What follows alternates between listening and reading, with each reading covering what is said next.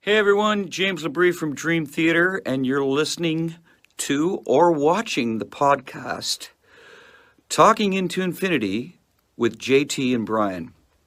Enjoy this. These guys are extremely informative. I love their dialogue. I love their interpretation of the songs, who and what we are, what we were going after. They're very accurate in their interpretations and descriptions, and I just think this is a great show, and these guys are doing a stand-up stellar job. So once again, enjoy Talking into Infinity with JT and Brian.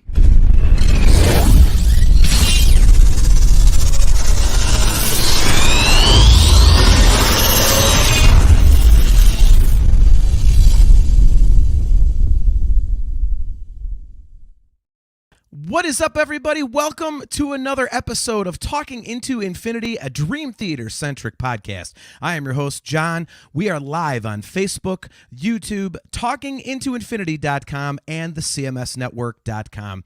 We are live at those four fine locations every other Thursday at 7:30 p.m. Eastern Standard Time. If you are checking us out on YouTube, please don't forget to click that like button, click that subscribe button, and smash the notification bell so that you are notified every single time we go live. If you would like to catch video replays of the show, just go to our YouTube channel, or you can check out the YouTube channel, of the CMS Network. And if you'd like to download audio versions of the podcast, just Google Talking into Infinity Podcast, and we are on any number of platforms where you get your podcast. So, without further ado, let me bring on my good friend, Mr. Brian Hendrickson. How's it going, man? Do you think James still thinks we do a stand-up job? You would hope so. What we do. You would hope so. Yeah. It's been a while, man, since I've done a stand-up job on the show. I'm pretty excited about this episode, I guess. I originally was not, and we're going to be doing probably some repeat stuff that we've talked about before, because wasn't our very first episode you let out the bag, this is your favorite album? I think so. That's kind of what we did, and I was shocked because I thought you were going to say the first album. No. It's up there, but it's not on the same level as Falling into Infinity. So yeah, we got to do a little bit of housekeeping, some announcements. So there's actually we have three ways, I guess, to watch us live. So we have our YouTube page, right? Our Facebook page, and now you can also watch us on cmstv.net. www.cmstv.net. We're streaming live on there. And all of the CMS Network shows are on there, and we'll be streaming basically every Thursday live. And all the other shows that Chris has going on over there, Classic Metal Show, Seth Williams Show, Aftershocks TV. What else do we have? Good Company. I don't know what that is. Some of these are new. We got to check some of these out. Poppet's Corner. Yes. Isn't that more like metal-ish? Poppet's Corner is like a death metal show. Death metal show? Okay. Yeah. I don't know what today's boondoggle is. I have no idea. So, but there's also there's so many cool things. So I just today downloaded the CMS Network app, which has 8 million shows on there that you can basically immediately access as well. Yep. So if you guys are trying to find our shows, there's just so many ways to find them now. There's also there's another thing as a CMS Network app. It's on Amazon. So it's on the Fire Sticks and other Amazon devices. And so if you go there, get the app, every show is going to have its own actual logo and everything on there as well. So you can just click right onto our show from there as well. Okay. So this is pretty By the cool. way, We're flooding everyone. The echo you're talking about only happens when you're on. So you click the button somewhere. Okay, let's see. How about now? Great. No, I don't have it. Is it doing it now? No. Nice. What did you do? Oh, now it's back. Well, I couldn't hear your voice when I just did that. Oh boy. When I clicked that off. This is going great. KL, I'm assuming it's back. I'm sorry, guys. Brian doesn't know what the hell he did. So there's an echo coming through the live feed then? Yep. I noticed it when I was doing my intro. I was like, what the hell? Damn it. Hold on. Let me look at this. Talk for a minute, John. Why are you pressing things? I don't know. You gotta stop doing that. See, when I mute your mic, it doesn't happen. So maybe you should just stay on mute and let me talk the whole show. Go for it. This will be the Brian, wink and nod episode. Did you change anything on your board? Well, I took a picture to try to make sure everything was the same. Oh, you were touching stuff, weren't you? Whether or not, I mean, here's my picture. I got everything matched. You got something on there. Yeah, his headphones are connected, Kale. Sorry, guys. Brian decided to fuck with his settings for some reason that I cannot fathom. That'll be our topic tonight. Why did you change anything? You know we don't know this stuff. All right, now it's done. Now it's back. What about now? Yeah, it's still happening. Still happening. Now it's not. Can you hear me? It's not happening. I can hear you. Can you hear me? Yeah. Okay, now it's not happening. I think that did it then. Oh, there we go. All right, so Kale, are we good? Are we good? Okay, we're gonna. I like how Kale's like. Are your headphones connected, dude? Yes, I can hear. Otherwise, I couldn't hear anything. Chastity Crawley. To quote Emperor Kuzo, no touchy. See, this is the part that's going to get cut out of the audio version. You just learned an important lesson, one that I learned years and years ago. When it works, leave it the hell alone. I took a picture. Well, apparently not a good enough one because you messed it up. Well, there's 3 buttons that I couldn't tell if those are supposed to be up or down. That's what she said. Yeah, those nice. All right. So let's take a very quick stop here, and then you can say you're excited for this show, and then let's run through your stuff again, and so that way I can cut that out. Okay, ready? Do I say it now that I'm excited for the show? I think you should. So there you go. So you're excited for this show. I'm really excited for the show we have coming up. Nice. Also, I would like to plug, we have a couple of CMS Network apps, multiple, that can be downloaded from the App Store. There's also cmstv.net. That is a third way to stream us live, cmstv.net, Facebook, and YouTube. And also Amazon Fire Stick. There's a new app on there that has all of the shows also as well.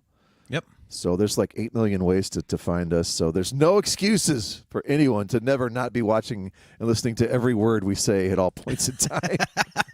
Somehow I don't think that's a selling point that people have to listen to us all the time. No, it's not whatsoever. Well, I mean, some people might like it, but I doubt that there's very many of them. So, I do have to say, there is a lot of content on that CMS app, and at the CMS, the Classic Metal Show, the YouTube channel and everything. There's tons of great shows, so go check that out. And it's continually growing, which is cool. And Chris, our buddy Aiken, is always adding new things to it. So it's a cool place to check out. A lot of variety there. So you got Lord Nelson from Stuck Mojo. He's doing a show. And like you said, Seth Williams is on there. And Aftershocks, Chris Aiken Presents is a really good one. All the Classic Metal Show episodes. So definitely go check that out, guys, for sure. But back to tonight's topic, I was very glad to hear that you were actually excited to do the show, because you are extremely transparent when you are not. So earlier this week, I was definitely getting the vibe that you were like, all right, I'm not into this at all. Like I'm not happy about this. Like, uh-oh. It's like this could go poorly. But I'm glad to hear that you came around. What predicated that? So why did you all of a sudden change your mind? I think just digging into the album. Okay. I'm trying to decide if it's between this one or 6 Degrees, which one I believe that now after multiple listens, having a much different opinion than I did originally on it. So okay, it's close in terms of enjoying it more, Sure. Well, is there a particular aspect that you didn't really notice or get into previously that all of a sudden you're like, wait a minute? This album has a huge in-the-pocket groove feel, which is not present on any other Dream Theater albums, save for maybe the next to last album, Distance Over Time, possibly. Somewhat in that vein, but still not to this degree. Yeah, I see that's what I've always said about this album in particular is that it's unique in their catalog in that it's, the grooves are a little more simplistic. It's not as proggy as the rest of their stuff, but I mean, Mike Portnoy's drums, when you really dig into this record, it kind of keeps it in that prog stuff. There's a lot of real busy stuff going on over some really simplistic riffing, and I think it makes for a really cool combination. So, look, Kale. He says, this is going to be an episode of John defending Falling Into Infinity tooth and nail and absolutely gushing over it, isn't it? Oh, no, Kale, I think I'm going to crap on my favorite record a little bit. I'm just going to dump on it, Kale. Like he does on every other Dream Theater album we go over. Yeah, sure. We haven't gotten to the one that's going to be like me dumping on it a little bit, so that has yet to come. So something that was interesting about this was I wanted to do a little bit of deep dive on this. So Kevin Shirley is the producer on this. Mm-hmm. I was under the impression this dude had done like tons of things up to that point. Well, I was completely wrong. He had done Rush counterparts, and he did some remixes on some Black Crowes things. But the only other thing of notice was this band called Baby Animals, and I don't know if you ever remember this band. It was kind of a one-hit wonder, similar to like a Concrete Blonde. And they had this song called Painless that I believe was kind of all over that 90, I can never remember what it was, the end, 107.9, the end, the Cleveland station we always reference here.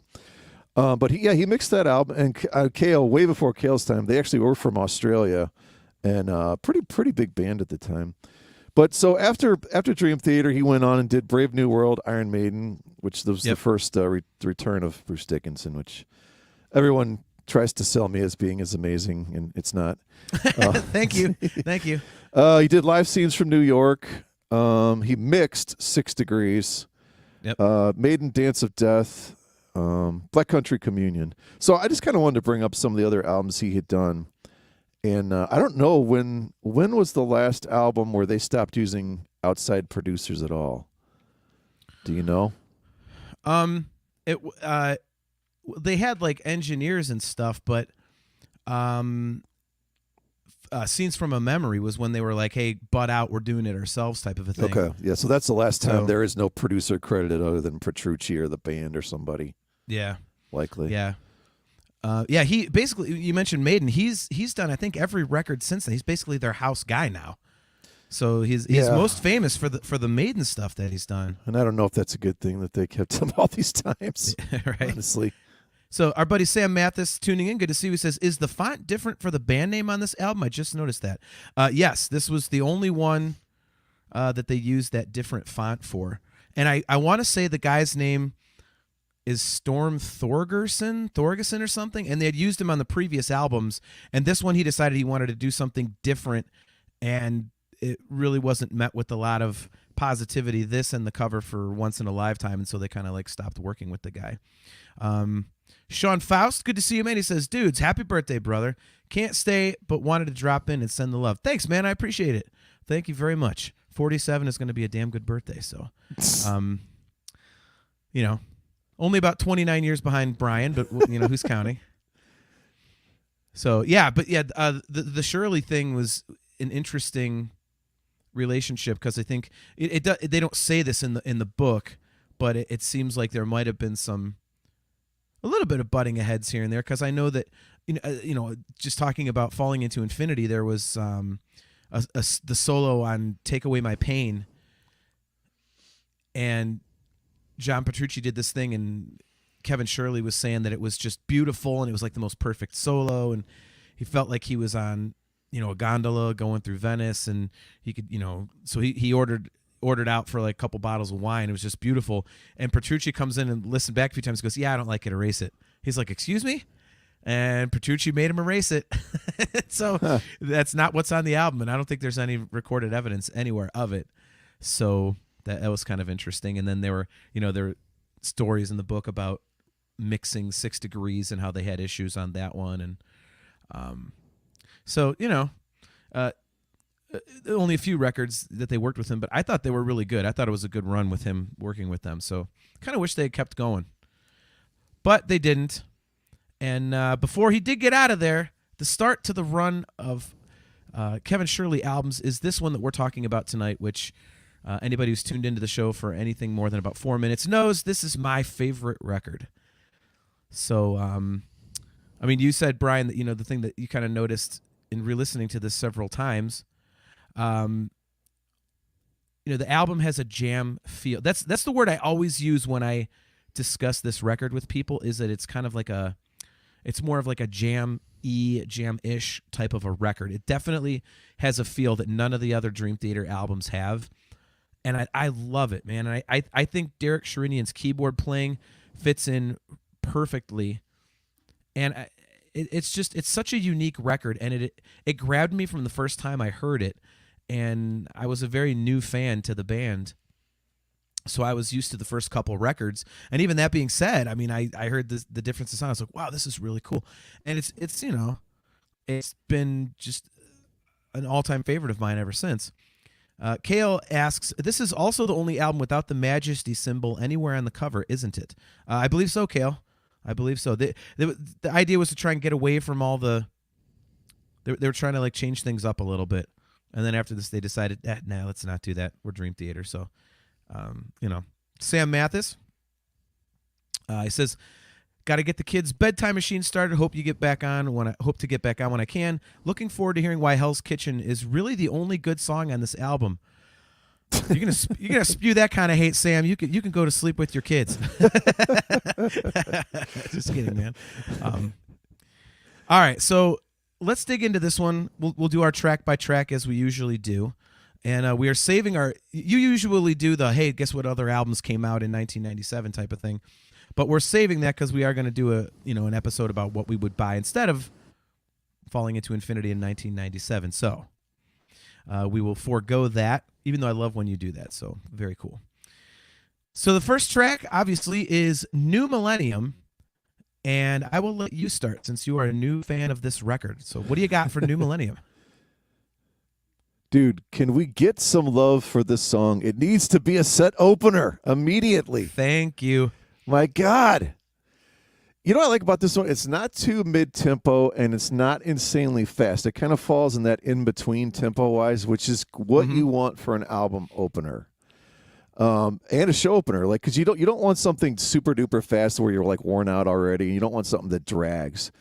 But this thing has what I call, when watching certain TV shows, a slow burn, and then it just really starts cooking. It's like there's some interesting things with Shireen on here. Like, you kind of see shades of future Sons of Apollo in this. Like, there's a few hints of Coming Home and Goodbye Divinity sprinkled in there. Yep. And then you get like those meandering organ synth bells, and then the great bass line, and then it's like, basically that's a takeoff on Black Magic Woman on the organ. And then the final 3 minutes, man. That's one thing about this album. It's almost like every single song, the last minute and a half to 2.5 minutes are always just end up with an insane jam. And I don't know that every Dream Theater song does that. We probably think that they do, but they don't necessarily in theory. But on this album, that's kind of how it goes. But yeah, man, this needs to be a set opener, I think. Yeah, and I completely agree. It begs for it. Like, it gets you queued up for what's to come later in the show. It's a little bit more digestible. So I think it'd be a really interesting way to open the show, because you could do something like, let's say you have a show. Let's say you start with New Millennium, and then immediately go into, the Alien. Like, that would be just such a banging 1-2 punch to come right out of the gate with. So, yeah, I agree with you. This is one of my favorite opening songs. Your comment about the jam is the last 3 minutes is spot on. I love that riff. It's just, I mean, they break down into stuff like that so many times on this record, and it's so underrated. I mean, it's something that they never did before, and it's funny that this is the record where they were the label was just forcing them to, hey, write a hit single. We need Pull Me Under Part 2. And this record, a lot of it was like the second batch of songs, because they had a whole bunch of stuff written. They submitted to the label, and the label said, nah. So they had to go back to the drawing board and write even more. So this is like they're really pushing themselves and trying too hard to write a single. And this is the stuff they come up with. And That's such a fascinating aspect of this record to me. And, but again, this is the riffing and the instrumentation is pretty simple, but this is a theme that goes on throughout the record. I mentioned this earlier, where Portnoy's drums, they're still very progressive. A lot of times, more so than any other record, he's doing a lot of stuff, which kind of makes sense because he was really fighting the corporate influence. And the other guy's like, yeah, let's try to write shorter songs and hit singles. And Portnoy's like, no, man, we're a prog band. God damn it, we're a prog band. And, it's such a cool, underrated aspect of this record. When people talk about Portnoy's drumming and stuff, they never bring this record up.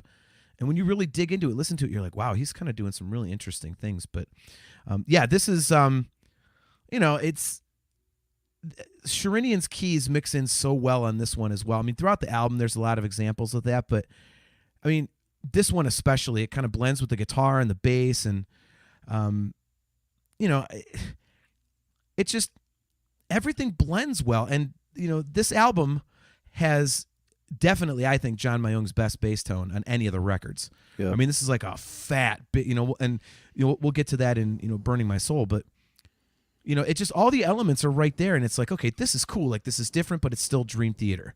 So I love it. I think it's a great way to kick off the record. So I'm with you. A great way to do a second song is to write a song with Desmond Child, which is what You Not Me is the product of. So this is a very interesting song for me. I don't know where you stand on this one, because I know I've talked about... That's one word for it. Well, I have in my notes here that we've talked on the show about songs that, they're just kind of there, and you're like, yeah, whatever. Like, this one would fall under that category, but I actually really enjoy it.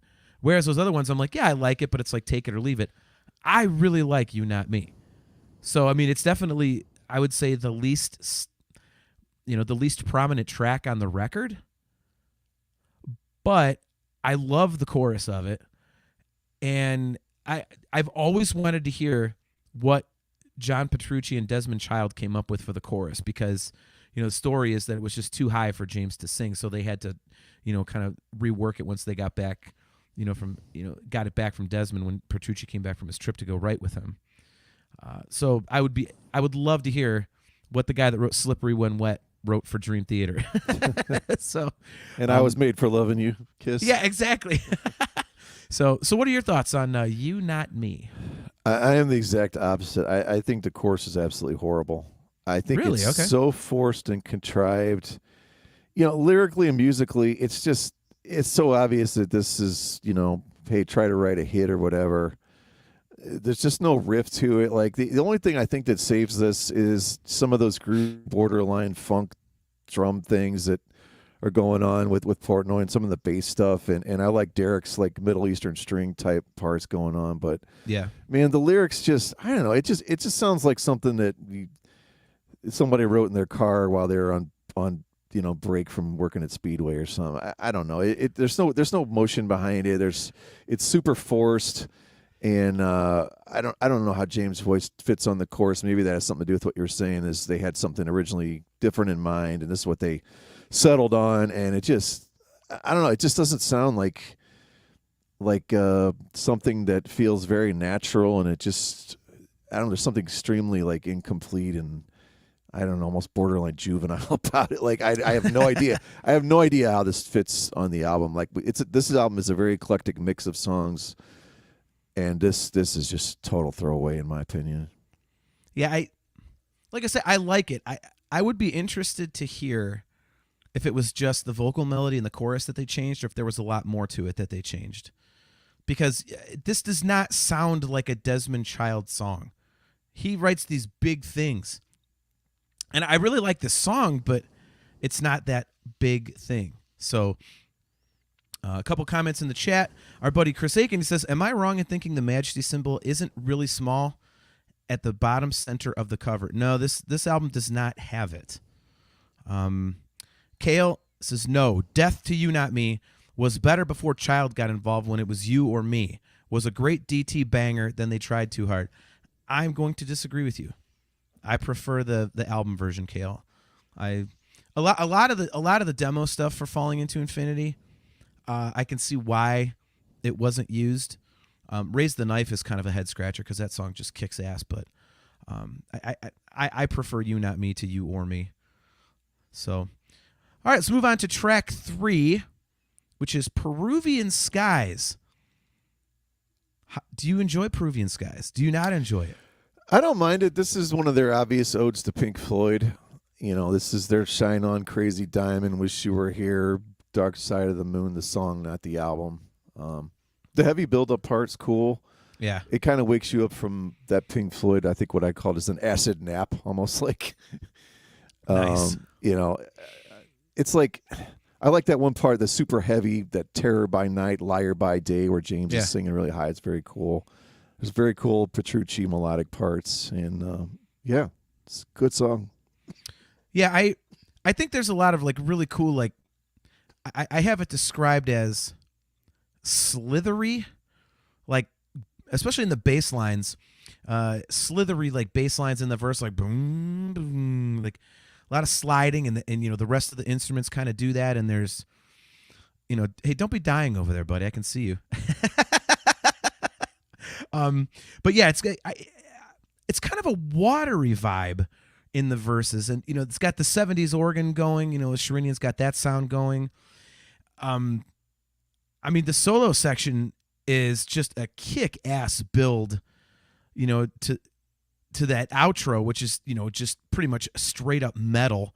So this song just is a really cool build, and it's kind of unique in the Dream Theater catalog due to the fact that it is kind of a straight progression, verse, chorus, bridge, build, whatever. It's a little more straightforward, which is not something that they do a lot of. So I really like it for that aspect of it. And then, obviously the end riff is fun on the live record because they throw in that little bit of Enter Sandman, and so that was cool. And I think any Dream Theater fan would tell you that, no matter how much you like or dislike this record, especially if you dislike it, you can't dislike the end of Peruvian Skies. So, that's just amazing. All right, let's bring Brian back here. Let's hope he's alive here. Are you all right? I don't know. I'm kind of worried here. So you touched on Metallica there. Yeah, there's like the very end of the song I had in my notes here. It's like a Metallica riff that was on the cutting room floor of Justice for All. And I put in my notes, Sharinian sneaks in some killer power synth parts behind it. Right. So I love the way the song, like the last minute or 2 minutes of it, I love it the way it ends. Yeah, it's a great song, man. And it's that straightforward songwriting, but still with that Dream Theater edge, which I think is really, really cool. All right, let's move on to track 4. And I think all of us can agree this is definitely one of the best Dream Theater ballads that they ever did. Obviously, we were talking about track 4, that is Hollow Years. This song, to me, melodically and musically, like every choice they made was absolute money in the bank. All of the the bass lines and the key parts and the guitar overdubs and all the vocal melodies, it's ear candy. This song is just pure ear candy, and it's absolutely perfect to me. I love it. I could listen to this all day long. And then, another thing to throw in about it is obviously something that, the chat has mentioned a lot of. The live version is even better, especially when you get the version from Live at Budokan. That's just, it's unbelievable. That is such a great version of this song. And I love it. This is absolutely, again, like I say, it's just a beautiful song, beautifully written, short and to the point. You get a ton of, feeling out of it. And it's just, quintessential Dream Theater ballad, if not the quintessential Dream Theater ballad. What are your thoughts on Hollow Years? So I did something I never do. I actually researched one of our old episodes. This was number 7 on my ballads list, which I was kind of surprised. I thought it might be higher. So the good news is I researched it. The bad news is I just went and copied my note from that, so that way I didn't have to come up with something new. So Nice. Plus, I didn't remember what I said about it anyway. So, yeah, I put originally in my notes, it's one of those James just fell out of bed and sounds like he doesn't have to try type of song, supernatural. One of the biggest hooks they have, as far as I'm concerned, vocally in the entire catalog, let alone the ballads, and bonus points because it modulates at the end too. Yes, the key change is cool. Yep. See, I wish I knew all these terms. I just sound like an idiot. It's a key change. You're like, no, it's modulate, dude. So our buddy Robert Reams, he says, agree. This really is great. James does it so well. I think I first heard this on the Budokan DVD. So you had heard the live version before the album version. Interesting. Okay. Thankfully, they're both good. The live version just totally adds another level to it. Yeah. Kale's talking about it. Yeah. He says, Hollow Years, I'm really glad they didn't keep the same as the demo with the extended pre-chorus. I agree with that. However, that Budokan solo has destroyed the album version for me. How can anything compare? Yeah, I get what you're saying, Kale. Like I tend to not. I'm not that guy where it's like, okay, the live version's so good I can't listen to the studio version because I just think live versions always add something cool. But I could see where you're coming from because that. If Dream Theater fans are listing out like favorite, John Petrucci moments, so many of us would have that in there. So. This is just a phenomenal song. I always loved. Who was it in the book? They were talking about the music video for this, and they said it looked like a commercial for a prescription medication. They said there's like nothing to the video, and I mean they're not wrong. It's just them kind of like going around in a taxi cab or something. So doesn't really do the song justice, I don't think. So, all right, moving on to track 5. We have Burning My Soul. And as I mentioned before, if you didn't already know on this record that John Mayung is, just killing it on the record in terms of tonality, you definitely know with the intro to Burning My Soul because that is absolutely fat fucking bass all the way through. So, it's just, this song...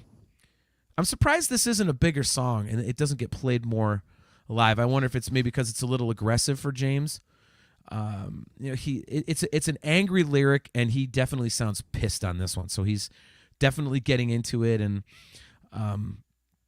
this is another example of what I mentioned earlier with Portnoy keeping the drums busy over some simple riffing. There's a lot of double bass kind of patterns in there to keep it, moving and, it really makes the straightforward parts stand out. For example, the drums underneath the beginning of the keyboard solo, you could just, like you could just picture Portnoy standing up to play that, like not even and just like, waving at the crowd and doing, it's just, there's so much just groove to this song.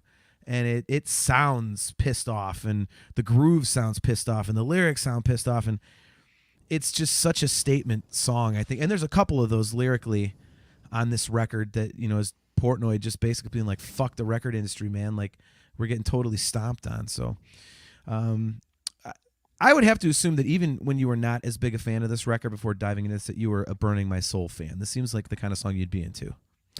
Yeah, this is the first kind of serious, like mid-tempo metal grinder from the beginning, right? We know right off the bat this is a heavier one. Yep. And like you said, like I ended up taking notes of who wrote the lyrics on every song, and I would be curious if we broke down every lyric credit, how many of Portnoy's are kind of the angrier, heavier, one. I think probably, I'm guessing the percentage of his that are that way are probably in the 80s. Right. But yeah, one thing I'm still trying to tell in the beginning, if those broken arpeggio chord things, if the guitar and keyboards are both playing those or just guitar, because the guitar's doing two other things actually too, like a rhythm thing and a higher lead part. So I'm a little bit curious on that. But I love those like evil harmonic squelches on the guitar before the second verse starts too. Yep. And then you talked about Sherinian. He's got some cool squawky keyboard sounds in Sherinian solo over that super heavy riff that's laid down by Petrucci, and that kind of stuff is, I think, a lot more difficult than people realize when you get a big, fat, chunky, heavy riff like that to come up with like a decent keyboard solo over that. It's not, especially when it's really kind of almost moshy in that way. It's not that easy to do, honestly, but he pulls it off great. So yeah, this is a song I would think that would go over like just ginormous live, because it's just, it's got that metal feel to it. And it's 5.5 minutes. It's not too long. Yeah. No, I completely agree with you with the Sharinian thing. I mean, that riff that he's playing over, is there's melody there, but not a ton. So it's not like he's got this big bed, of broken chords and lush instrumentation to solo over. So yeah, I totally agree with you on that. Yeah, I don't know why this doesn't get played live more often. They don't really play a lot of this live at all. I mean, you'll hear New Millennium here and there and Trial of Tears, and other than that, like Kale mentioned it earlier, the Peruvian Skies gets pulled out here and there on like the second night of a two-nighter or something, but not a lot of this stuff gets pulled out. And I would really think that this one would be a really banging tune to put between some of the prog stuff, but they don't for whatever reason.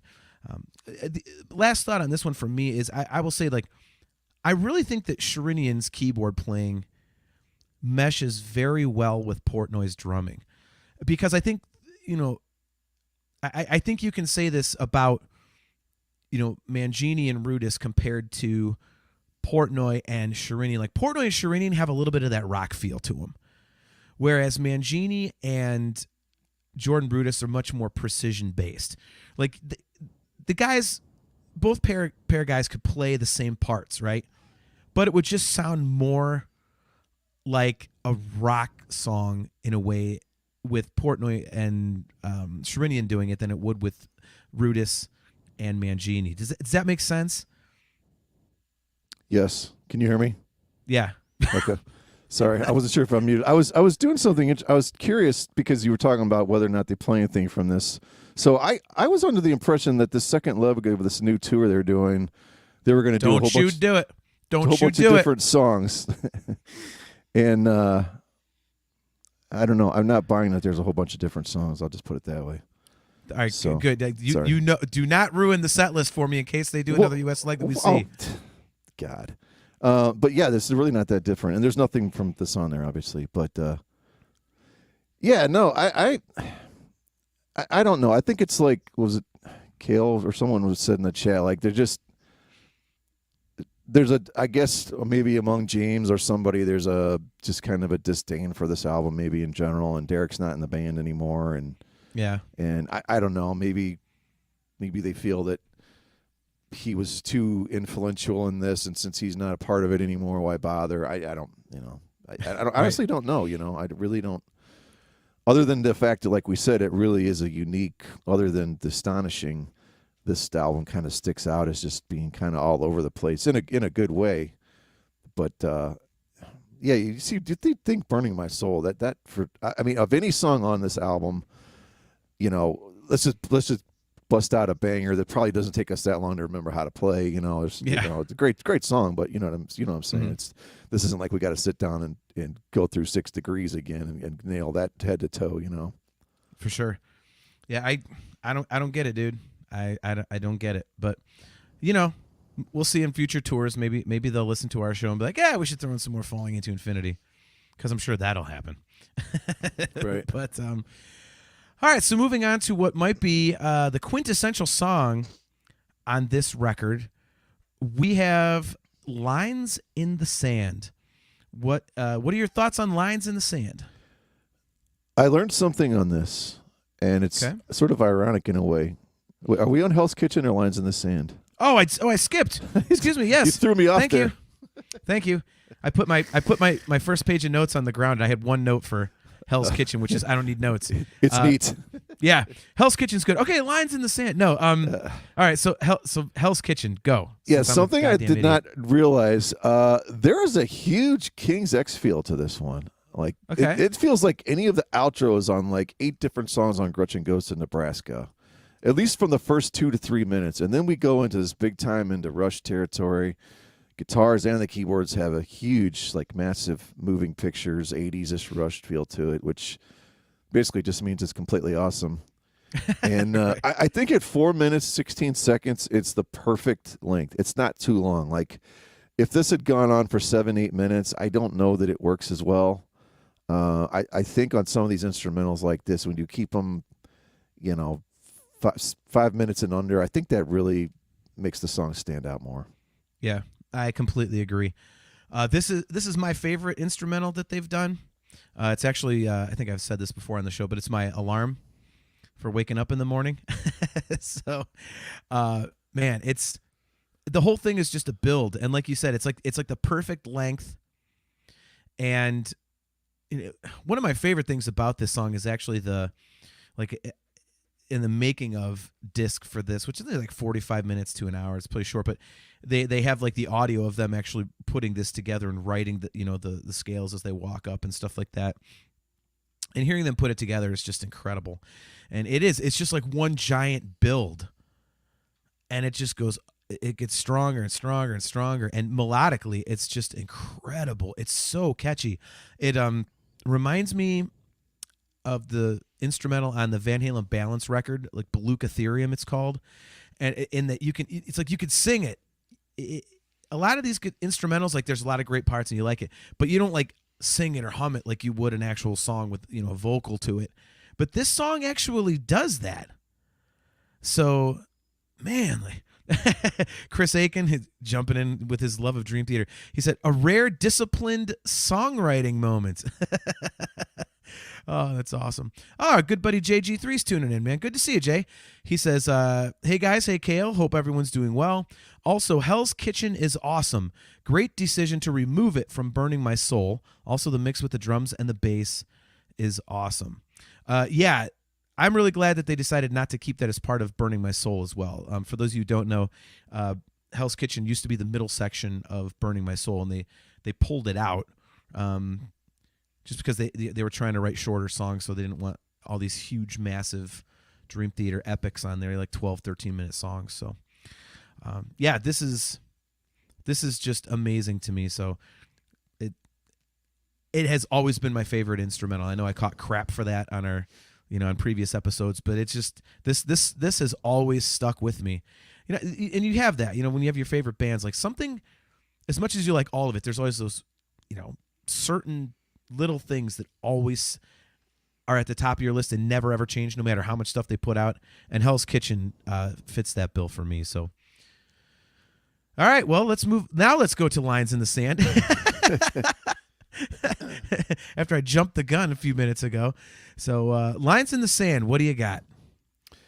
Yeah, there's those awesome sweeping keyboard things to start, the gigantic drums, and then you got a huge groove, all this awesome little orchestra hits. We end up at the end, into like, I don't know, almost a bluesy fusion, jazz type thing, that rides out that really sort of just doesn't form until the end there. So this is another one of those kind of just a bit of a journey. There's a feeling of harking back to the Counterparts album he did with Rush. There's a bit of a feel of the song on there called Animate, and I'm feeling sort of some bits and pieces of the way it's mixed and the way the song goes, and yeah, it's something interesting about this album too. And I don't know if I need to try this with a couple different ones, but so I took my dog for a walk today, and I was listening to the album in the car, on Spotify through my car stereo, and then I'm listening in these earbuds, and I'm like, man, this is just. I mean, I guess it's like this for all albums, but it's just two totally different sounding albums. I mean, the drums just do not sound the way they do in those little earbuds stuck in your head than they do through a car stereo, even if it's a crappy one. You know what I mean? Like, right. Those drums just felt so much different. I could feel all these different tones and things, especially like the bass drum and stuff. So I always wonder, like, how different, depending on what medium you're using to listen to this stuff, how different does it come across to people's ears? You know what I mean? Because there's so many different ways to do it now, and they compress the crap out of this. So I'm dying to know, like, the actual vinyl. I'm not a vinyl file yet. Audio file yet into all that vinyl stuff, but I'm dying to know, like, okay, if I put this by this by this, these three side by side, is this vinyl just going to blow me away? I'm assuming it will, but. Yeah, no, I completely agree. It's kind of funny because you mentioned, like, oh yeah, it sounds better in the car than on headphones. Like, and for me it was the opposite because, I've got some pretty good, like, they're not expensive or anything. They're like $50-$60, but I've got these like Sony like extra bass earbuds. Okay. And man, I heard a bunch of stuff. Like I can hear it better, but then again, my hearing's kind of shot anyway from playing in the band for so long. So Right. having it jammed right into my ear is probably beneficial for my listening experience. But yeah, the vinyl thing I'd be interested to hear too, because everyone says that that's like the way to listen to stuff. But I wonder, because we're so used to high def audio and digital this and CD that and all this crystal clear stuff. Like, is vinyl going to still sound like that? Because previously you basically had, compact disc kind of took some of the life out of it, and cassettes, aged, and Yeah. so of course you had, vinyls where it's at. But I don't know if that's the case anymore. Well, another thing is, I think you have to have vinyl, and then you have to have a killer receiver, and then you have to have a killer pair of headphones. You know what I mean? You can't just go, oh, Yeah. well, I got a decent record player, but I don't have, what's it going to come through? And CMS Network is not so big of DT fan. What album sounds the best in buds or headphones? Yeah, I would say, I would say this one sounds great in the buds, and I would say that this one and 6 Degrees of Inner Turbulence have my favorite production value. There's a lot of low end going on. It's pretty crisp. There's a good there's a lot of especially on 6 Degrees. There's a lot of definition between the parts.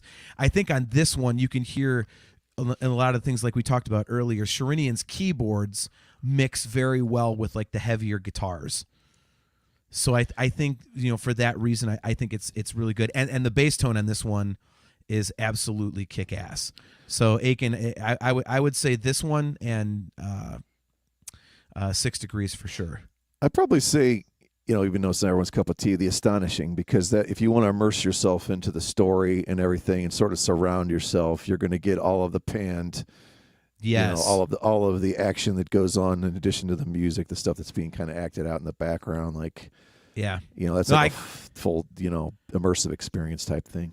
That's a really good point. It's something we'll get into when we do our deep dive into that record. But yeah, I didn't even think about that one, because that one is always an outlier for me. It's like they have 14 records in The Astonishing, because to me that's like you sit down, you listen to the whole thing, you read the lyrics with it, and you just it's like watching a movie. It's not just sitting there like, hey, I'm gonna jam some tunes. Like, that's like watching a movie. So I never think about that one.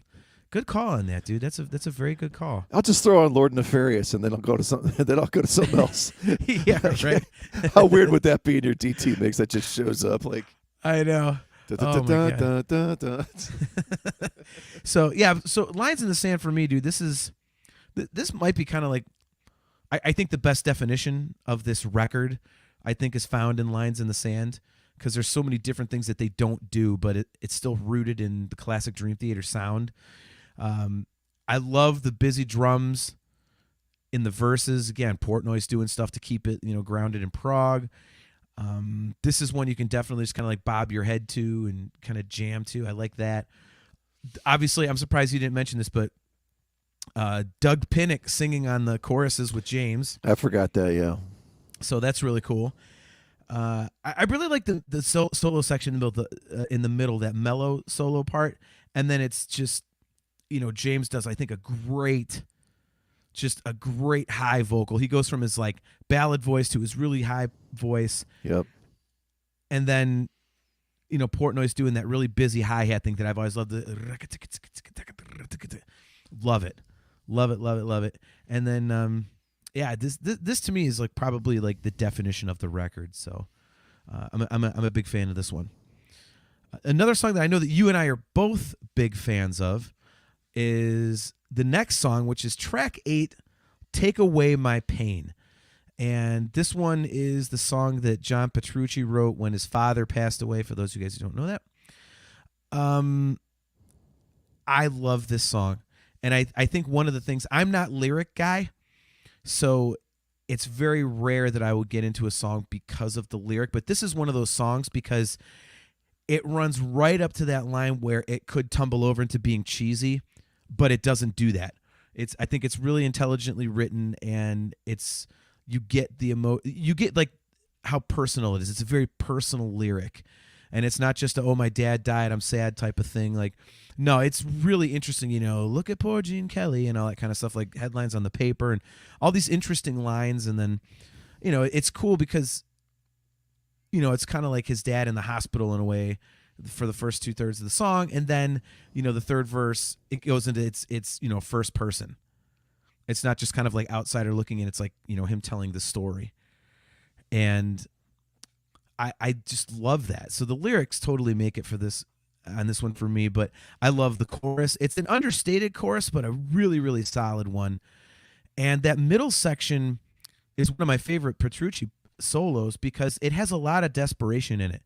It's almost like he knows what's coming, with his father, and he's just trying to keep it from happening, as just hold on a little longer. It's like I said, it always has this sound of desperation to it.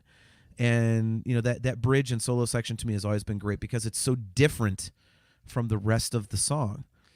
So I just this is just such a well written song to me, and it's so personal. I love the emotion behind it. Yeah, it ended up. I was surprised. I thought I had this number 1, but it was number 2 on my ballot list. Mm-hmm. And I had noted before when you listen to it, there's a bit of a Peter Gabriel in your eyes type of a thing with those little polyrhythms going on with the drums and stuff in the background. Sort of a funky bass slap thing that comes in here and there. But what sells it for me on this is the chorus, man, and the guitar. It rings out those kind of suspended chords while it's the bass is climbing up, and I just get chills when that stuff is done well. It's the oldest trick in music, really. But you get a killer thing like that, and you get a great melody behind it, and you get this a powerful vocal like this, and and I love the part about Gene Kelly. I don't think you'll see him singing in the rain. That's a cool nod to. I like when songs have little sort of tidbits like the nostalgia type things like that in it. Yeah, it kind of sets the time frame. Again, the lyric is so intelligently written. Like I said, Gene Kelly, it's like, you're back in like the 50s or whatever. It's like, and then, I guess I won't be coming home again. Okay, so he's older, and, a disease is taking hold and everything. And then, and then the third verse is him like, basically seeing his dad in the reflection in the water when he's sitting there like kind of thinking about him. And I mean, the whole thing is just, it's like a little story. And not a lot of songs ever really do that for me. Like, you get the point behind it and stuff. Like, a perfect example is, God, I'm drawing a complete blank. What is Mike Portnoy's dad's song on Black Clouds? Best of Times. Yeah, thank you. That's a good song, and the lyrics are cool because they're super personal. But a couple of those, they do tumble into be a little bit cheesy. But this one doesn't.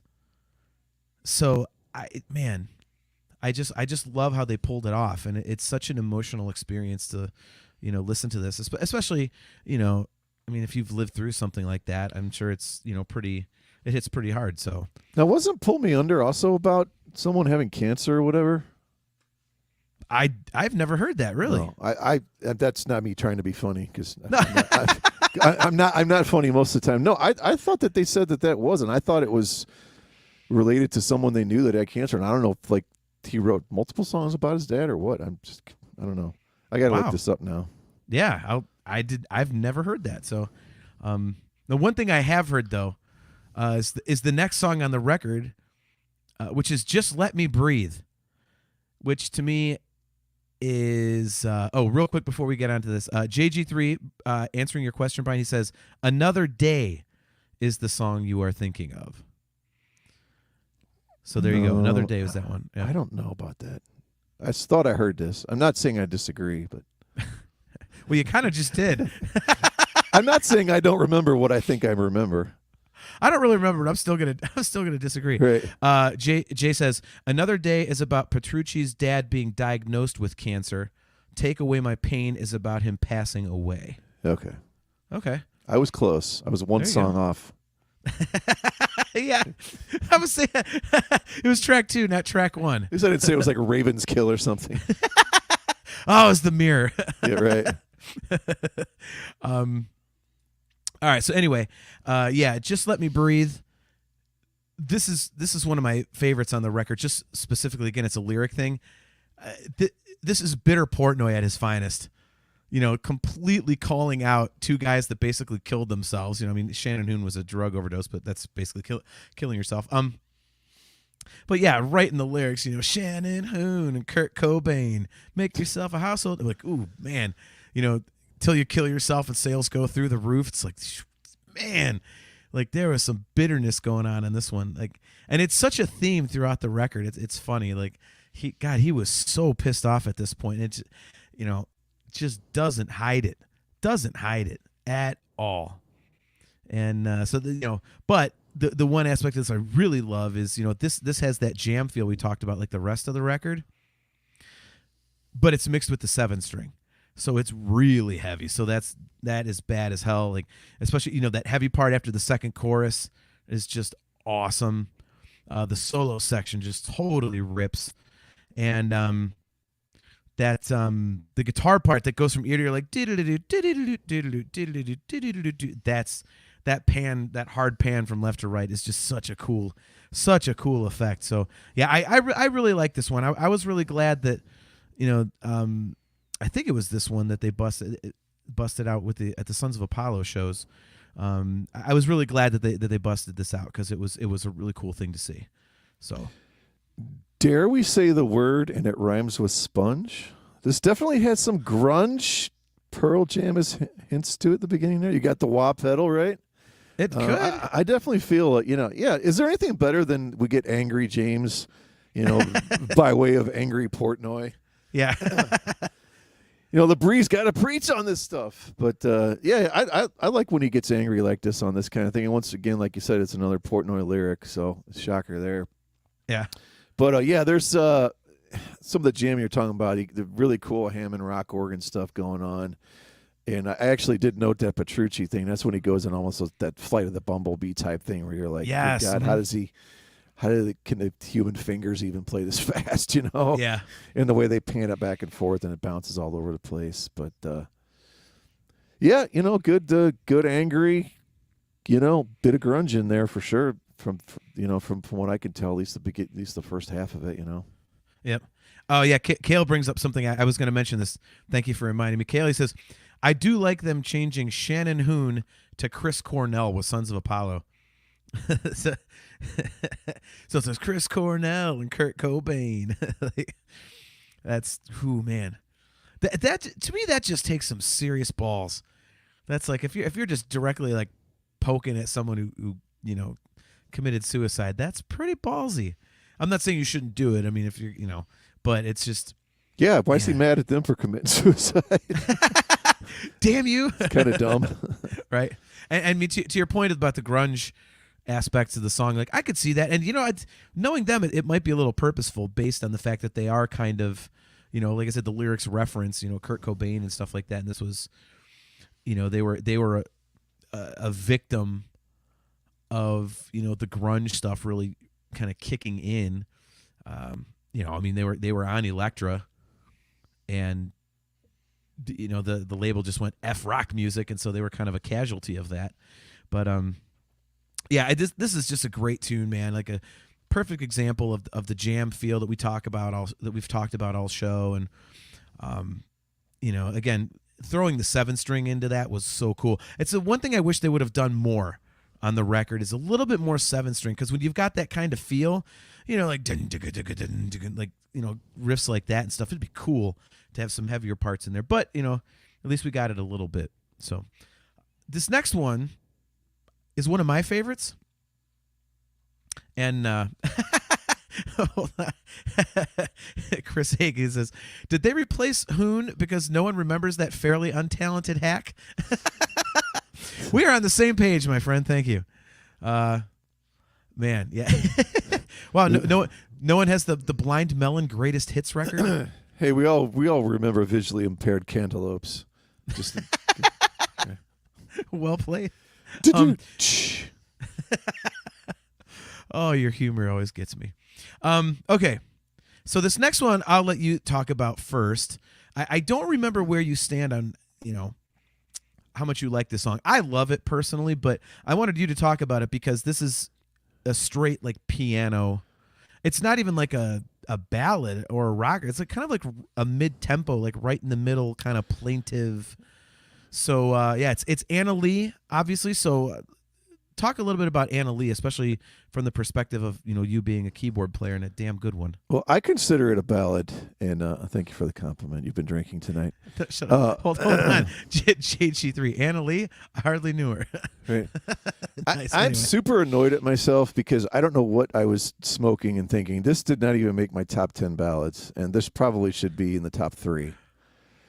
One reason I'm glad this song is on here is every DT keyboard player deserves their piano power folk ballad type of tune. Yep. So Sherinian gets one on here. Yeah, I mean this is that classic James LaBrie, the super restrained, breathy, but it's like mesmerizing is the way his voice just dances over these piano parts and chords, and there's a little bit of Floyd to this one. It's kind of a mature Sgt. Pepper, but maybe a little more immature Queen. I think we maybe owe a little more to Freddie Mercury, especially when it goes in some of the higher parts. There's definitely some Queen elements to this, the way that the song ultimately ends up. But yeah, man, just a beautiful piano melody, and it's 6 minutes. I think it clocks in a decent time. It's not too short, but it doesn't go on forever. But this one builds. And if there's one thing we like in Dream Theater songs, it's something that starts out one thing and then kind of ends up in a decent crescendo. This stays in the same type of feel, but it does have a very, decent way. It sort of crescendos at the end there.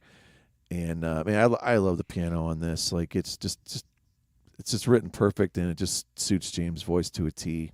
Yep, I completely agree.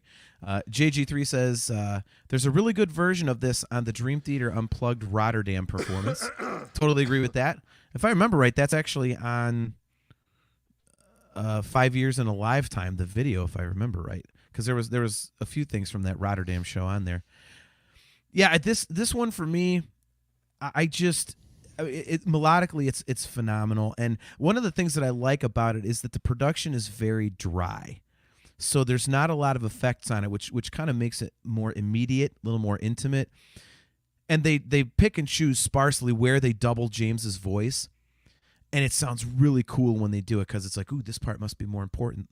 I really like what they do on this song production wise, and it's so unique. I mean, we talked about this on a previous episode, but I'll mention it again. They don't have another song like this in their entire catalog. So I think this is just such an interesting song, and it's an easy song to listen to, an easy song to digest, and I think it's really well placed too, because it's second to last song. It's you get that little bit of that easily digestible kind of, not a ballad, not a rocker, you're kind of into it, and leading into the final song, which is like the ultimate coup de grace, ultimate album closer, like Dream Theater, just brilliance. But yeah, like you said, the keys in this are phenomenal, and it's something that they never did again. And it's one of the reasons why I wish that Sherinian had been in the band longer, because this was kind of the thing that he brought to them was, he could do all the noodly stuff and all that really cool stuff and the ambient, orchestral things. But again, he had that rock feel. And he also brought stuff like this, which is just, hey, here's this, check out this very direct, like simple, like, like, I don't even know how to describe it. It's like I hate to use this term, but regular song. It's not a Dream Theater song. It's like something you'd hear on the radio, like do do do do do do do. Just a straightforward arrangement. It's just with a great melody, and it's a great song. And it's funny you mentioned, I don't know how I didn't have this in my top ballads. This should be a top 3. I have to admit that when we did that episode, I was really surprised that you didn't have it, because this has always struck me as a song that I thought you would love. First of all, just like the presentation of it, but also you as a piano player, I thought you would love this because, like you said, it's like the Derek Sherinian's going to show off a little bit song. And I was really surprised when you didn't bring this one up before. I probably overlooked it, and I think maybe it ended up being something different than what I thought it was initially, So, okay. Plus, I think what I ended up with in there, I was pretty hardcore on how am I going to kick this out. But yeah, they're definitely now. This should have got in there. Yeah, it's a great song, man. This is one I would love to see live. I mean, we never ever will, but God, that'd be fun to see. All right. Well, let's get to it. We close the record, my favorite record, with my favorite Dream Theater song.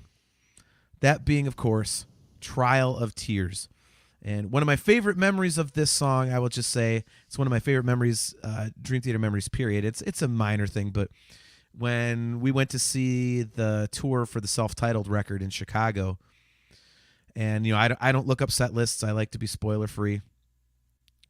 And I'd walked in and I was telling my wife, I said, you know, there's this one song I really want to hear. I'd never heard it live, and that's like my bucket list Dream Theater song. If you could say you can only ever hear one Dream Theater song live, and it's the last Dream Theater you'll ever hear live, it would be what? And I told her it's the song Trial of Tears. So when they went into it in Chicago, I was like, oh, yes! So I always think of that Chicago show when they went into that song, this song. So Trial of Tears is, for me, all the descriptive words that we use for Breaking All Illusions, they apply here for me, but a little stronger. So this is just the vibe and the atmosphere throughout this song just never lets up. And it's like 12 minutes or something like that. It's obviously the longest song on the record, but just it has this aura to it and this atmosphere, and the parts change up here and there and stuff like that. But I mean, there's not a ton to this song, but it still keeps you interested. It keeps the ear interested, which is, this is one of their most brilliant songwriting clinics because of that reason. It's not like, you know, something like, you know, a song of similar length. I'm drawing a blank. What is it? The Great Debate. I'm sorry. You know, that one, it keeps your ear because it's going in 8 million different directions, and it's busy, and it's like pow, pow, pow, like ping pong balls flying everywhere.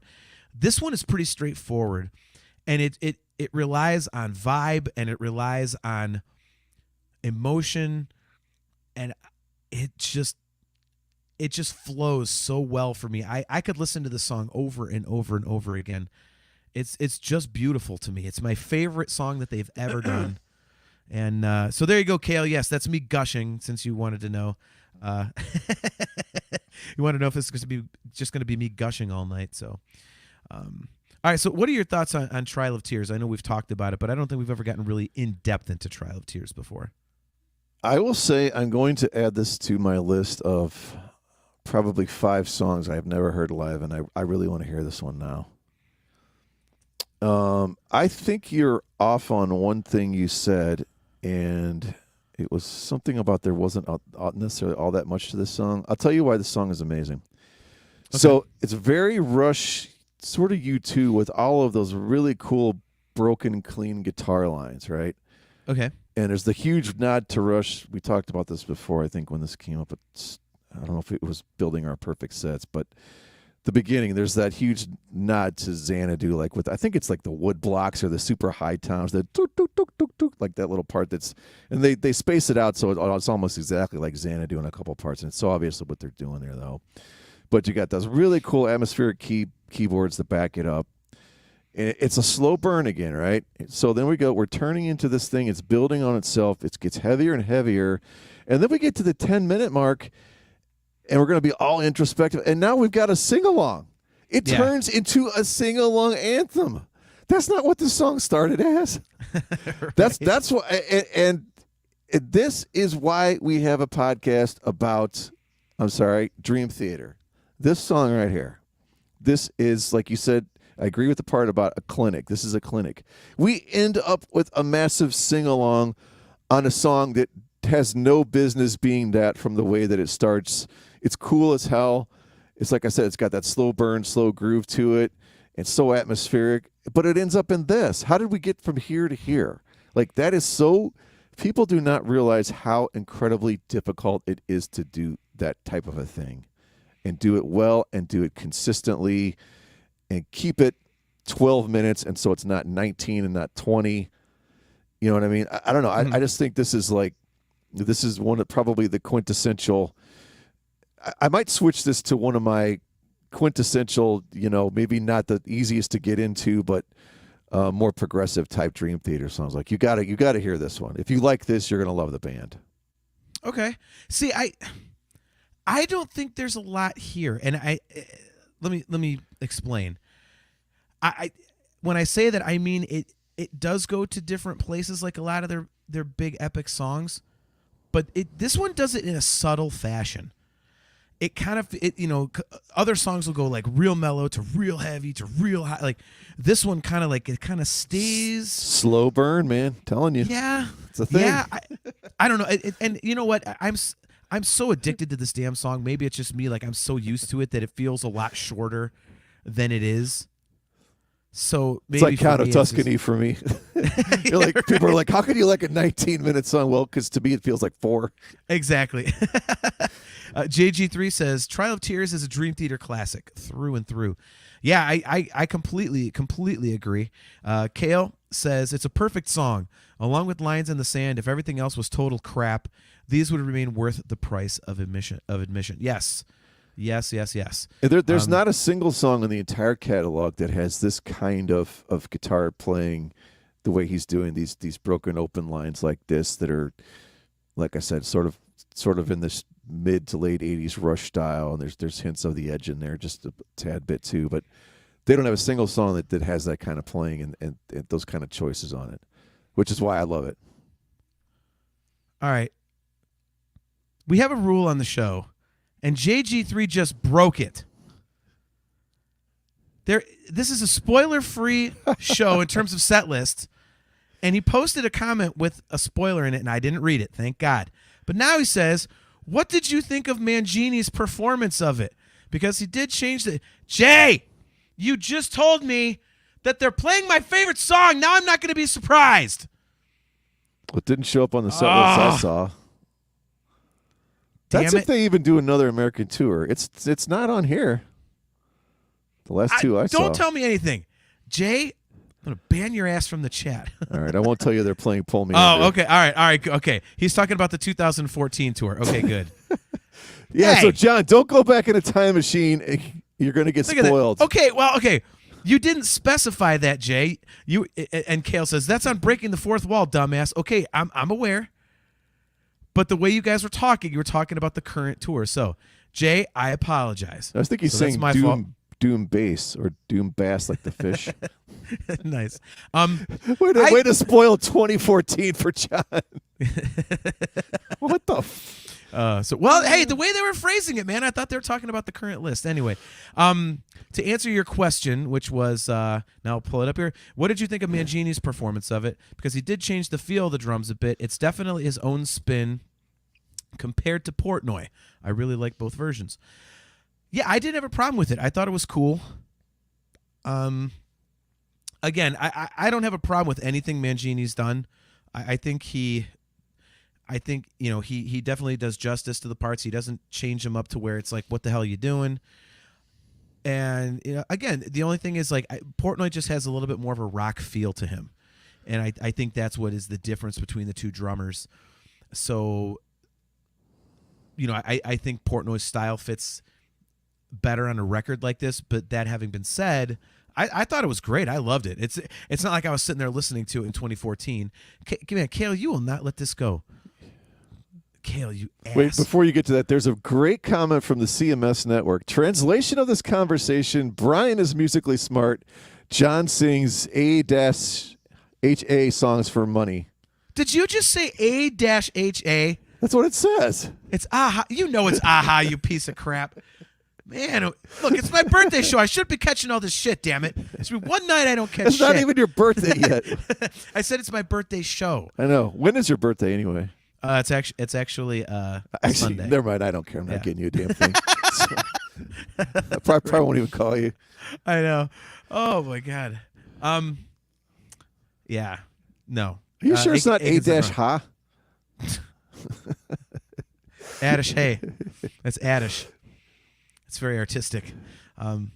Yeah, no, I mean, closing out that comment, Jay, I didn't have a problem with it. I thought it was cool. I didn't think it was too different, at least to my ears. Like it was, I didn't notice anything. It's not like I was listening to my favorite song going, wait, what the hell was that? Like, not like when you go see Metallica and you're listening to the Four Horsemen now and it's instead of hearing by Lars, you're hearing the drum beat for Dirty Deeds Done Dirt Cheap. So You betcha. You better believe it. So, well, there we have it. My personal favorite Dream Theater album. I love this record, and it's just. I mean, there's other records that move up and down my list and stuff like that. Like, like Distance Over Time surprised me because that's way up in my list, and I didn't expect that to happen. This late in their careers, because usually the later stuff is good, but you're always comparing it against the classic material. And Distance Over Time kind of surprised me, and View from the Top of the World is great, and obviously there's always Images and Words, and I'm a huge 6 Degrees fan, but nothing has topped Falling Into Infinity for me. It's a different vibe. It's still very much Dream Theater, and I think I just really latch on to that jam feel of it. We've mentioned that so many times tonight, but that's really the very first thing I think of when I think about this record. It's just a little more jam oriented. So, when we finally get to our, and we're going to do like probably a month-long tease to make sure everyone's on board. When we finally get to our full album rankings, I mean, this is going to be hard where to put this one for me. I mean, obviously, spoiler alert, you've got it number one. I don't think you're going to change that, but it's just going to be so difficult because with so many albums, there's going to be stuff buried at the end, and I'm going to get absolutely crucified, for putting stuff where it is. We mostly know what album I'm talking about. That's not this one, but I think this one may have moved up a few notches.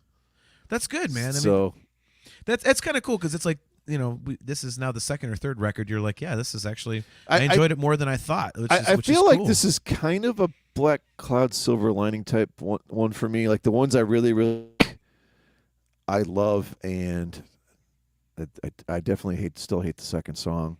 There's a couple that are like, they're good, but the ones that the huge, massive standout songs just blow me away. So it's sort of similar to that in a way. And I know sonically it's nothing like it at all.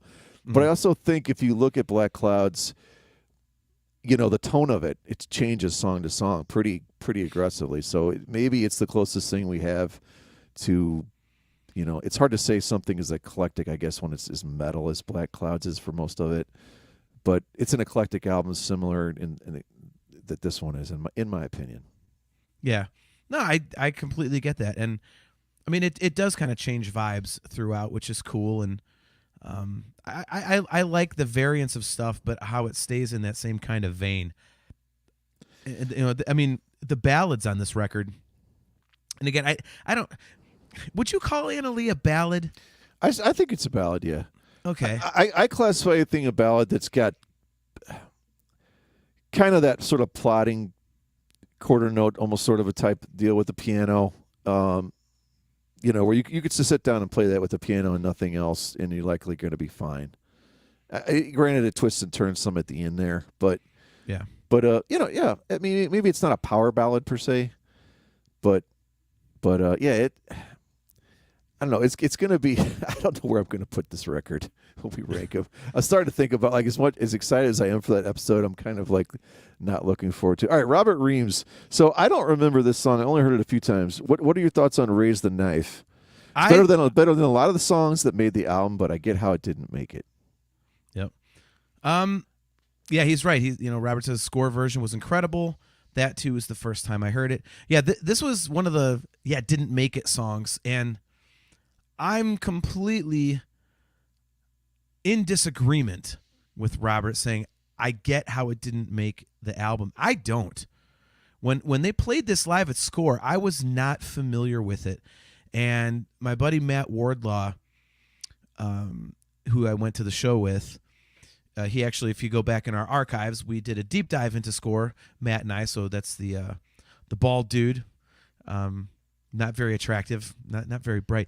I hope he so very similar to you, except the bald part. Exactly. Basically, your twin.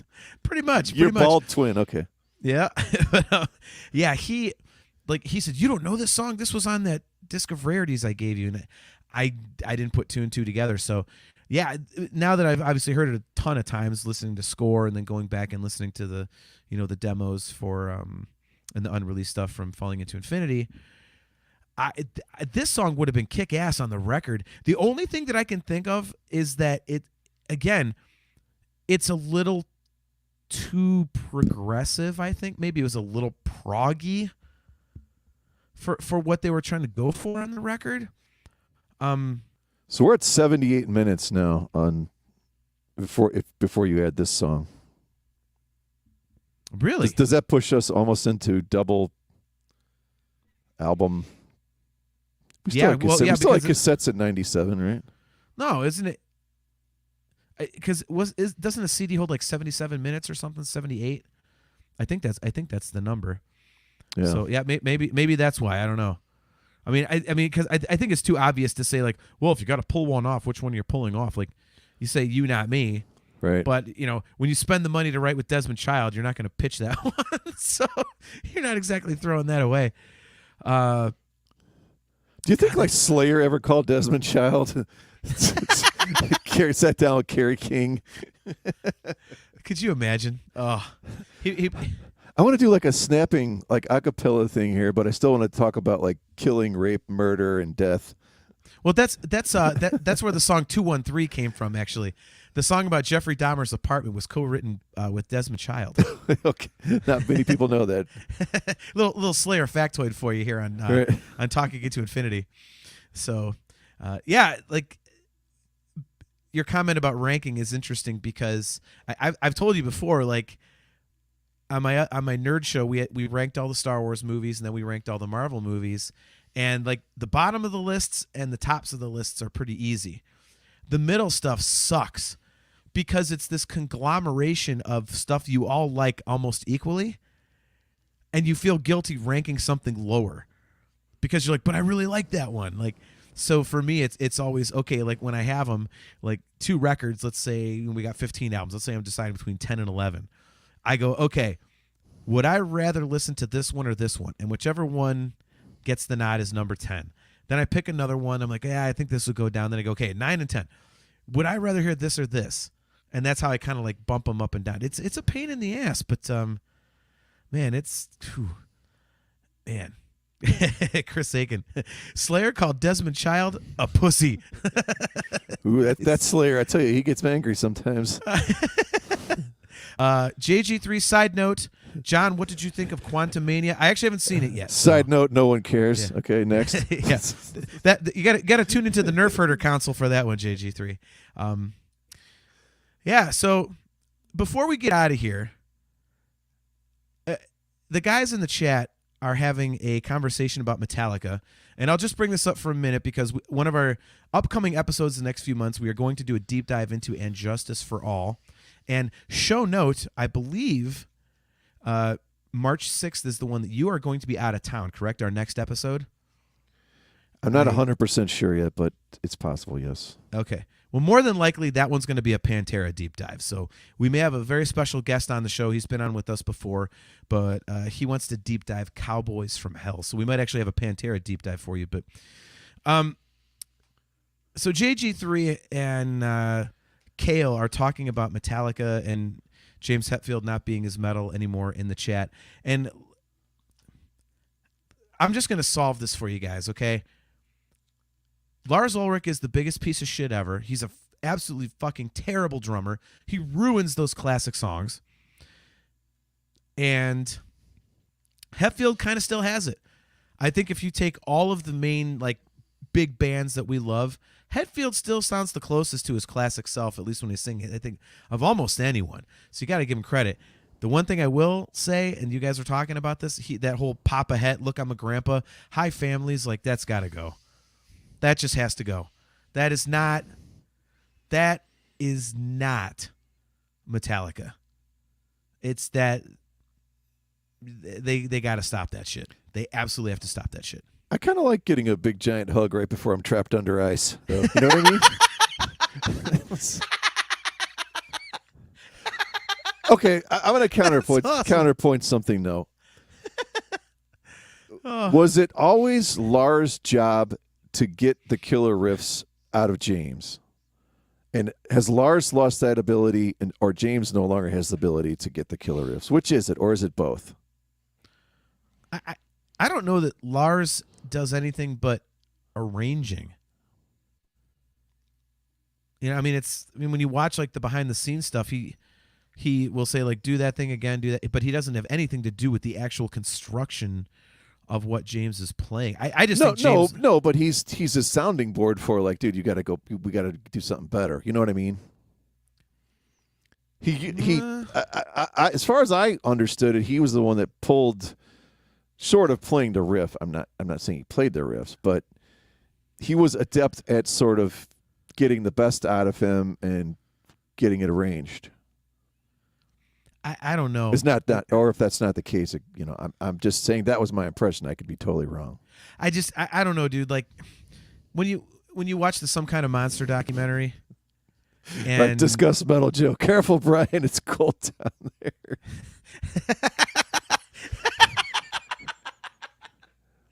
Hold on, I got to get this. I think it's the Call of Cthulhu. Are we really gonna do Metallica puns? Seriously? No, we're not. Please don't. You know, you and I'll just keep going on and on. Yeah. Like these are sad but true. All right. I'm not doing it. All right, Kale's officially banned. Death Magnetic is still my favorite album. What? Just stop. What? Kale? It's sad enough that John actually thinks it's a decent album, but the fact that it's your favorite, that's even worse. Well, how is it not decent? Because it's awful. It's shut up. Shut up. You've got like pure drizzling shit, like Load, Reload, and Saint Anger, and Magnetic. You're gonna lump Death Magnetic in there. That's how bad it is. All right, hold on. Discuss Metal Joe. He's going to answer this for us. If you believe Jason Newsted 100%, Lars and James take turns being in control of the album they're working on. That's why everything changes album to album. Well, it doesn't change that much album to album anymore. It's all pretty bad. No matter who's in charge, I guess. So. I mean, it could be worse. It could be worse, dude. I mean, we already talked about this last show. That's not the bar for Metallica. It could be worse. It is. No. Oh my God. Robert Reeves says, Brian, it's time to hit the lights. God damn it. We're not going to do this. We're not going to do this. I'm telling you, Brian and I can go all night with these damn song puns. Oh my Lord. Yeah, I disagree with you. I mean, I'm not saying they're great albums by any means, but they're damn solid. It's like, okay, they're listenable. I mean, it's not crazy memorable, but well, that's what we determined. We said there's a difference between listenable and memorable. Yeah. But anyway, we are going to deep dive in Justice for All, correct? Hell yes, we are. Yeah, we actually have the rest of the year. We have our episodes all lined up. My buddy Jason Cluse, Circle J. Good to see you, buddy. Hope you're good down there in Florida, bro. He says, Lulu proves beyond a shadow of a doubt that it could be worse. I actually tried to look that up on streaming services the other day just to try and like I never got through it, like just to see how long it would take me, and I couldn't find it. I mean, let's decide to work with a guy who's like literally the least talented, like, and most famous turd for doing nothing, Lou Reed, that there ever walked the planet. Like, thank you, dude. I don't understand. Like, I tried listening to some of his stuff the other day because it came up in like a random playlist as I was working, and I'm like, what is this? What is this? How is this guy great? I don't know. Well, it's one of those things where everyone crams down your throat how amazing the Velvet Underground and his solo stuff and all this, but nobody ever bought any albums. You know, nobody you can't find three people that can name two songs other than Sweet Jane. Like, I actually didn't mind that as a song, but it's like, okay, this isn't the band or the guy that Metallica needs to make an album with, you know? I mean, at least do something like Trent did, like do Johnny Cash. I mean, that'd be cool. Or like Pearl Jam did with Neil Young, you know what I mean? Like, yeah. Don't freaking pick Lou Reed. My God.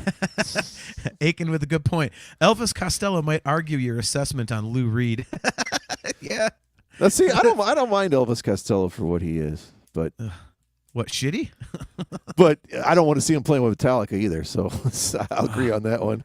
See, and that's the other thing with Lars. Like, the guy, like, he sits there and defends everything. Like, just admit that something sucked. You did something that's just absolute hot garbage. Instead, it's, no, I defend it.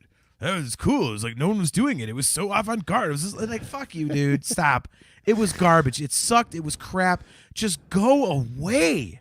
The funny thing is no one uses the term avant-garde except if they're trying to defend a turd. Thank you. If you truly are an avant-garde artist, you don't go around saying that you are. You know what I mean? Like, the same reason Petrucci doesn't go around saying he's an amazing guitar player. It's like, you don't need to do it. Like, yeah, it's sort of implied, and he's not wired that way anyway. Like, it's the Sammy Hagar theory. What is understood does not need to be discussed. All right, well, we're at an hour and a half, so let's get out of here. But I did have two things I wanted to plug real quick. It's kind of one of the reasons why I did bring up Metallica, besides it's a good argument to have, and we're doing a future show about the band. I was on a recent episode of our good friend Adam Rishog's podcast called That's What's Spinning. Brian, I know you were on there. You did a song draft with Kill Switch Engage, thank you. Yep. And I just did an episode where it was a song draft of Metallica songs. So that dropped today. So if you look up the That's What's Spinning podcast, I'm co-hosting with Kyle and Adam, our good friend Adam Rishog, and we had a blast. And it was kind of interesting because we had to pick our songs, and then at the end we had to real quick put them into a set list. And it was really fun. I hope you scooped up Cyanide real quickly then. They were all nightmare long. That actually was on my list. I didn't put it in there. How do I mute you? You're banned. Well, dude, you're only picking 30 songs, right? No, it's 10. 10 songs and 2 encores. But I mean, there's three people, right? Yeah. So 10 times 3 is 30, right? Yeah. I don't remember if I saved mine. I'm trying to see if I have it, because I could read it to you. It was my set list kicked ass. And to the point where when we got to the end, we read our set lists out loud. I think it might have been Adam. He's like, yeah, this isn't very good. And then I did mine, and they're like, holy shit. Yeah, that kind of works. Like my 2 encores, it was Call of Cthulhu going into Damage Incorporated. So there you go. So that was pretty banging. So you got to figure the entire Master of Puppets, entire Ride the Lightning, and entire Justice for All probably got to go, right?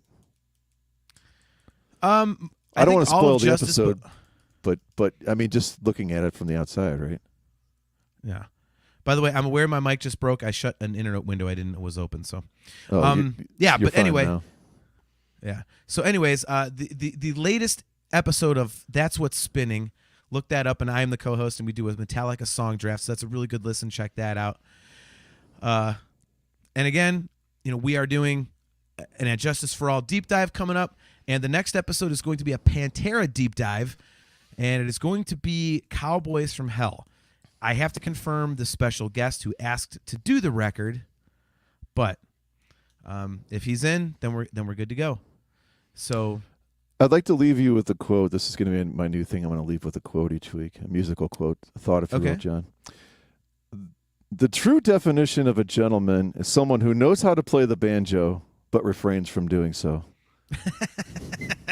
Well played. So one other thing, Brian, that we have to promote, and you've heard this.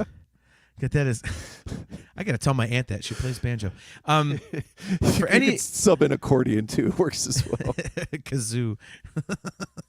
So last thing for you guys, if you are into the Falling Into Infinity record, specifically Take Away My Pain, there is a phenomenal acoustic cover of it on YouTube. Just look up Take Away My Pain acoustic cover, obviously. And I think it's a couple of, might be Italian guys, but they're foreign dudes, and it's professionally recorded, and it is a beautiful version of Take Away My Pain. So definitely check that out. It might be the best, acoustic cover I've seen of pretty much anything out there. So if you're into Take Away My Pain, check that one out. I know, Brian, you're into that too, because we have definitely discussed that one before. So good episode. We fixed the technical problems at the beginning. You learned a very important lesson, which is don't touch things. When you're not neither of us are technological, so touching things only leads to bad things. Correct. So, guys, thanks a lot for tuning into another episode of Talking Into Infinity, a Dream Theater-centric podcast. We will be right back here in 2 weeks, and it will be 7:30 p.m. Eastern Standard Time, and Brian may or may not be here. So the show topic should be Pantera, but we'll see. Again, if you are tuned in on YouTube, don't forget to click the like button, click the subscribe button, and smash the notification bell so that you are notified every single time that we go live. Don't forget to download the new version of the CMS Network app. So just go to your app store and download that. It's been completely revamped. All of the shows on the CMS Network are there, including yours truly, Talking Into Infinity, so you can get us any time of day on demand. So check that out. And guys, as usual, we really appreciate all you guys in the chat. Kim, McLeish, JG3, Robert Reams, Aiken, good to see you, man. Good, you're actually doing something. I know he's had a shoulder problem. Discuss Metal Joe, my good buddy. Circle J, good to see you. Obviously, Chastity. And guys, until next time, as usual, Carpe Diem.